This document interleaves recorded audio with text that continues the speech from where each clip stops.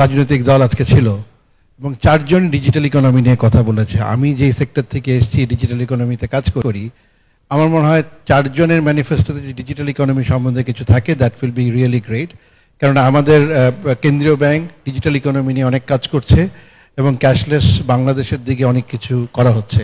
But specific আমি একটা জিনিস পাইনি, হয়তো এটা পরে জানতে পারবো, যে ডিজিটাল ইকোনমিকে ত্বরান্বিত করতে কি ধরনের পদক্ষেপ পলিটিক্যাল পার্টিগুলো নিবে এবং কি ধরনের পয়েন্ট তাদের ম্যানিফেস্টোতে রাখবে, যেটার মাধ্যমে রিয়েলি ডিজিটাল ইকোনমি ফ্লারিশ করবে। কারণ আমরা জানি ডিজিটাল ইকোনমি যদি বড় হয়, সেক্ষেত্রে করাপশন কমবে, ট্রান্সপারেন্সি বাড়বে এবং ট্রেসেবিলিটি এবং ট্র্যাকেবিলিটি বাড়বে, এবং আর সর্বোপরি সেটা জিডিপিতে আমাদের আপনার অন্তর্ভুক্ত হবে।